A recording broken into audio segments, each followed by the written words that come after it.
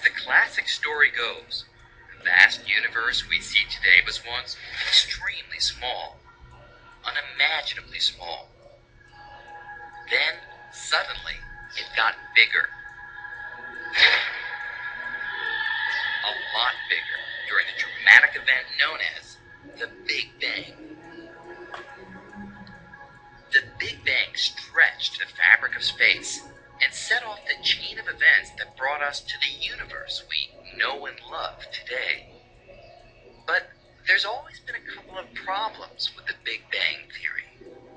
First, when you squeeze the entire universe into an infinitesimally small but stupendously dense package, at a certain point, our laws of physics simply break down.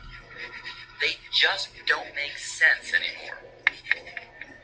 The formulas we use start giving answers that are nonsensical. We find total disaster. Everything breaks down. And we're stuck. And on top of this, there's the bang itself. What exactly is that? That's actually a problem. The classic form of the Big Bang theory really says nothing about what banged, what happened before it banged, or what caused it to bang. Refinements to the Big Bang theory do suggest explanations for the bang, but none of them turn the clock back completely to the moment when everything started. Most people come at this with the naive notion that there was a beginning, that somehow space and time emerged from nothingness into somethingness. Well, I don't know about you, but I don't like nothing. Do I really believe that the universe was a big bang out of nothing? And I'm not a philosopher, so I won't say, but I can imagine to a philosopher that is a problem. But to a physicist, I think it's also a problem. Everyone admits there are problems. The question is, can string theory solve them?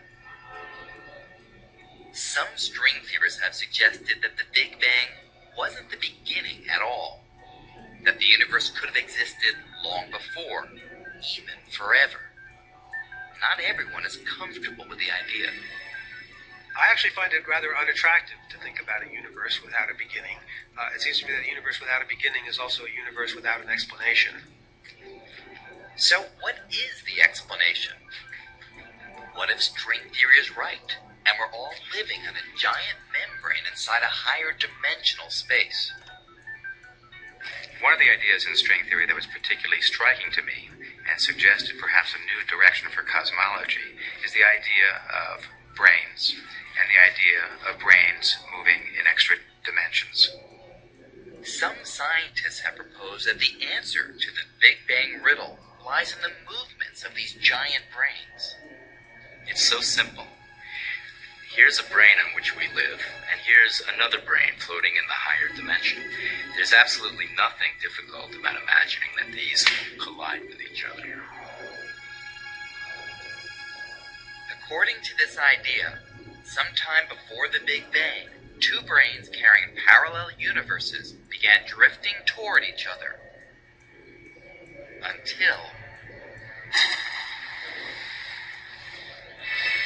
all of that energy has to go somewhere. Where does it go? It goes into the Big Bang. It creates the expansion that we see, and it heats up all the particles in the universe in this big fiery mass.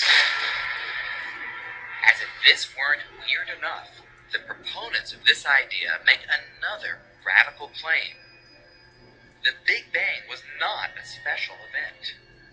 They say that parallel universes could have collided not just once in the past, but again and again.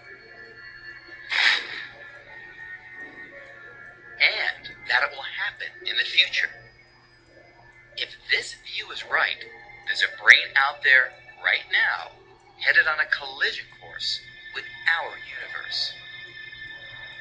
So another collision is coming, and there'll be another Big Bang, and this will just repeat itself for an indefinite period into the future.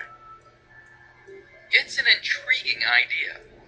Unfortunately, there are a few technical problems. Well, that was a very ingenious scenario that arose naturally within string theory. However, the good old problems creep back in again. The fact is, we don't really know what happens when two brains collide. You could wind up with the same situation we had with the Big Bang. The equations don't make sense. They have to make a lot of assumptions in their models, and I don't think they've really solved the problem of the Big Bang in string theory. If string theory is the one true theory of the universe, it will have to solve the riddle of the Big Bang. And there's a lot of hope that someday string theory will succeed. But for now, there's also a lot of uncertainty. As promising and exciting as the theory is, we don't entirely understand it. It's as if we've stumbled in the dark into a house which we thought was a two-bedroom apartment, and now we're discovering it's a 19-room mansion at least. Maybe it's got 1,000 rooms, and we're just beginning our journey. So, how sure are we that the universe is the way that string theory describes it? Is the world really made up of strings and membranes, parallel universes, and extra dimensions? Is this all science or science fiction? Well, the question we often ask ourselves as we work through our equations is this just fancy mathematics, or is it describing the real world?